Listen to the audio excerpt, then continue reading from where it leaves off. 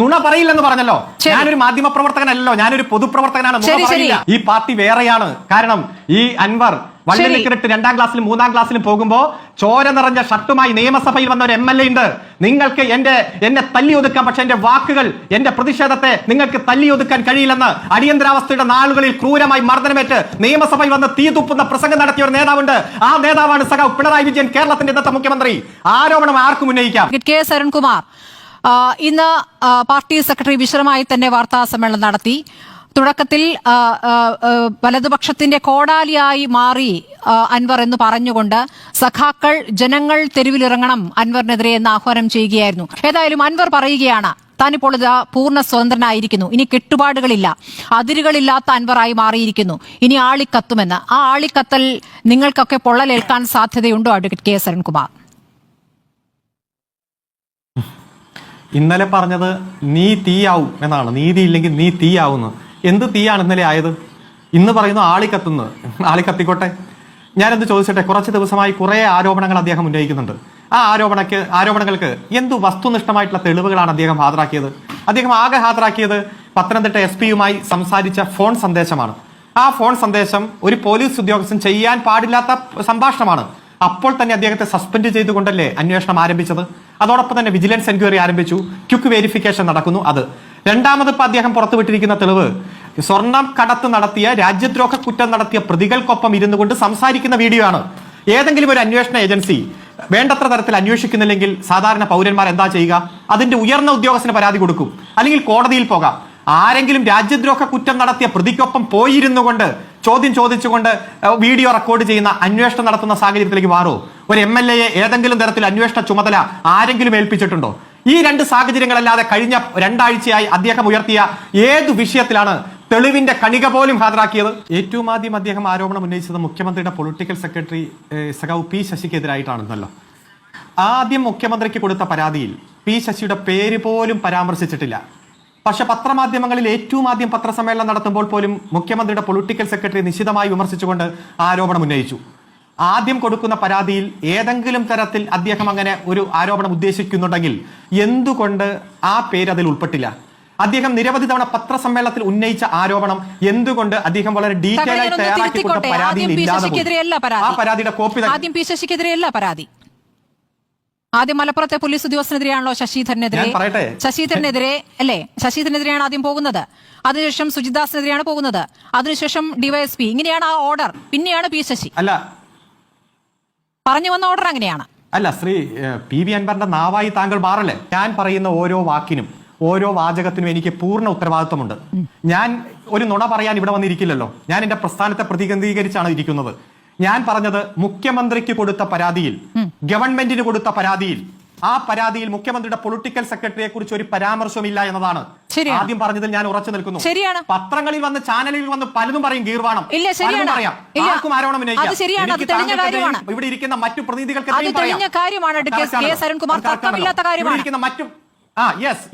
ഞാൻ പറയട്ടെ, ഇവിടെ ഇരിക്കുന്ന മറ്റു പ്രതിനിധികൾക്കെതിരെയും എനിക്ക് എന്തും ആരോപണം ഉന്നയിക്കാം.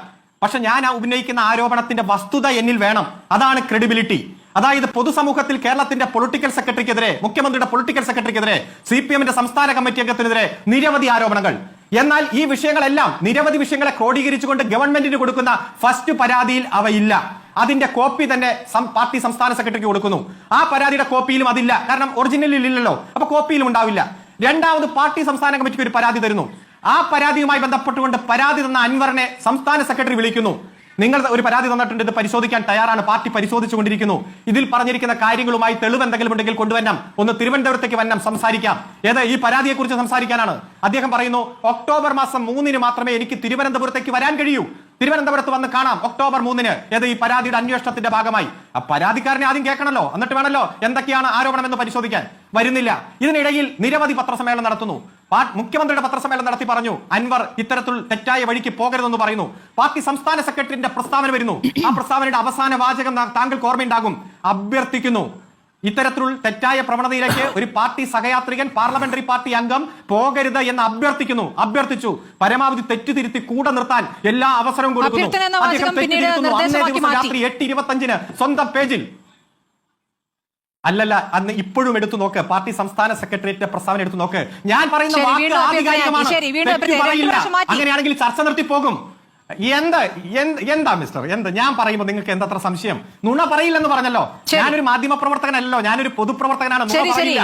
അഭ്യർത്ഥിക്കുന്നു എന്ന് തന്നെയാണ് ആ പ്രസ്താവനയിലുള്ളത്. അത് തന്നെയാണ് പൊതുസമൂഹത്തിലുള്ളത്.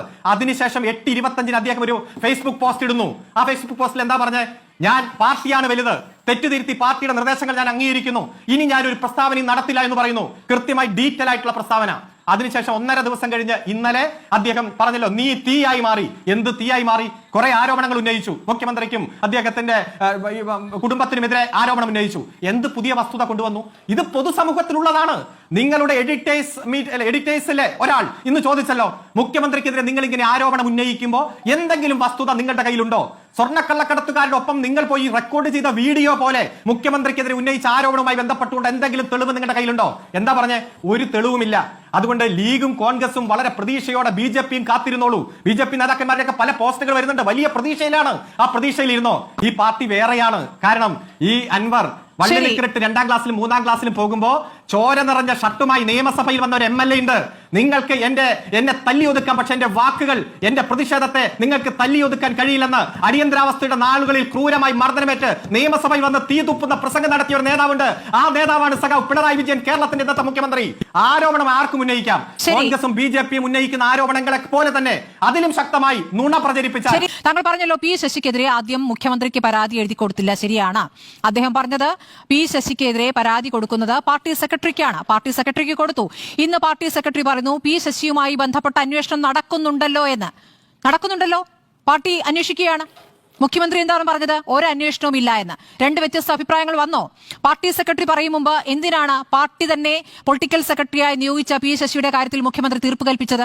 ഒരു അന്വേഷണവും ഇല്ല എന്ന് പറഞ്ഞത്? ഒന്നാമത്തെ കാര്യം നിങ്ങൾ മനസ്സിലാക്കേണ്ടത്, പാർട്ടി വേറെ, ഗവൺമെന്റ് വേറെ. ഗവൺമെന്റും പാർട്ടിയും ഒന്നല്ല.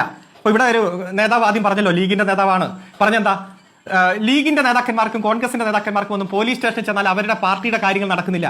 CPMന്റെ നേതാക്കന്മാർക്ക് നടക്കുന്നില്ലെന്ന് പരാതി പറഞ്ഞു. ഇവിടെ ആദ്യം വലിയ ആരോപണം പാർട്ടി സെല്ല് ഭരണമാണെന്നായിരുന്നു ഏറ്റവും ആദ്യം ആരോപണം. പോലീസ് സ്വതന്ത്രമായി പ്രവർത്തിക്കുന്ന സാഹചര്യം. ഞാൻ പറഞ്ഞത് ഗവൺമെന്റും പാർട്ടിയും വ്യത്യസ്തമാണ്. രണ്ടാമത് പാർട്ടിക്ക് പരാതി തരുന്നു. പാർട്ടിക്ക് പരാതി തന്നാൽ അത് പാർട്ടി സംവിധാനമാണ് പരിശോധിക്കുന്നത്. പാർട്ടിക്ക് പാർട്ടിയുടേതായിട്ടുള്ള രീതിയുണ്ട്. അത് കഴിഞ്ഞ് അന്വേഷണം കഴിഞ്ഞ് ഏതെങ്കിലും നടപടിയൊക്കെ സ്വീകരിക്കുമ്പോൾ കൃത്യമായി അറിയിക്കാറുണ്ടല്ലോ. അങ്ങനെ അടുത്ത കാലത്ത് പല നടപടികളും നിങ്ങൾ അറിയാതെ നടപടി പുറത്തു വന്നതിന് ശേഷം നിങ്ങൾ അറിഞ്ഞിട്ടുണ്ടല്ലോ. ഇതൊക്കെ ഈ പാർട്ടിയുടെ രീതിയാണ്. ഓരോ ദിവസം പത്രക്കാരെ ബ്രീഫ് ചെയ്യുന്ന രീതി പാർട്ടിക്കില്ല. അതുകൊണ്ട് പാർട്ടിയുടെ മുന്നിൽ വന്നിരിക്കുന്ന പരാതി പരിശോധിച്ചതിന്റെ ഭാഗമായിട്ടാണല്ലോ ഈ വരുന്ന 3-ാം തീയതി അദ്ദേഹത്തോട് നേരത്തെ തന്നെ വരാൻ പറഞ്ഞു. എത്രയും പെട്ടെന്ന് വരാൻ പറഞ്ഞപ്പോൾ ശ്രീ PV അൻവർ പറഞ്ഞു ഒക്ടോബർ 3-ന് തിരുവനന്തപുരത്തേക്ക് വരൂ എന്ന്. ഇതൊന്നും അൻവർ നിഷേധിച്ചിട്ടില്ല. ഇതൊക്കെ നമ്മുടെ മുന്നിൽ പച്ചയായ യാഥാർത്ഥ്യമുണ്ട്. ഇവിടെ ശ്രീ PV അൻവർ MLA ആയത് ആയിരക്കണക്കിന് പാർട്ടി സഖാക്കൾ ചോര നീരാക്കിയാണ്. കോൺഗ്രസിന്റെ ഭാഗമായി നിന്നു, ഡിക്കിന്റെ ഭാഗമായി നിന്നു, പിന്നെ ഇടതുപക്ഷ സഹയാത്രികനായി മാറിയപ്പോൾ അദ്ദേഹത്തെ ഇന്ന് കാണുന്ന അദ്ദേഹമാക്കി മാറ്റുന്നതിൽ ലക്ഷക്കണക്കിന് സഖാക്കളുടെ ത്യാഗോജലമായിട്ടുള്ള പ്രവർത്തനം അന്നും ഇന്നുമുണ്ട്. അദ്ദേഹം സമൂഹത്തിൽ വേട്ടയാടപ്പെട്ടപ്പോഴും കോടതിയിൽ കേസുകൾ നേരിട്ടപ്പോഴും മാധ്യമങ്ങൾ അദ്ദേഹത്തെ വളഞ്ഞിട്ടാക്രമിച്ചപ്പോഴുമെല്ലാം ഈ സാധാരണക്കാരായിട്ടുള്ള പാർട്ടി സഖാക്കൾ തന്നെയാണ് അണിനിരന്നത്. അത് യാഥാർത്ഥ്യമെന്നിരിക്കെ പുറത്തു പറഞ്ഞു കേൾക്കുന്ന കാര്യങ്ങൾ വച്ചുകൊണ്ട് ആരോപണം ഉന്നയിക്കേണ്ട ഒരാളാണോ ഭരണകക്ഷി MLA? കൃത്യമായി വസ്തുതകൾ വേണ്ടേ? അദ്ദേഹത്തിന്റെ പാർലമെന്ററി പാർട്ടി ഫോറം ഉണ്ടല്ലോ, ഇത്തരം കാര്യങ്ങൾ ചൂണ്ടിക്കാണിക്കാമല്ലോ. ഈ കേരളത്തിലെ ഏറ്റവും ഉയർന്ന പോലീസ് ഉദ്യോഗസ്ഥനാരാ? DGP ആണ്. ആ DGPയുടെ നേതൃത്വത്തിൽ ഒരു സംഘത്തെ ഉണ്ടാക്കി സമയക്ലിപ്തത കൊടുത്ത് അന്വേഷണം നടക്കുന്നു. മുഖ്യമന്ത്രി അടക്കം, പാർട്ടിയുടെ സംസ്ഥാന സെക്രട്ടറി അടക്കം, അതുപോലെ തന്നെ സംസ്ഥാന സെക്രട്ടേറിയറ്റ് അടക്കം പറഞ്ഞില്ലേ, നിങ്ങൾ ഗവൺമെന്റിനെ വിശ്വസിക്കണം.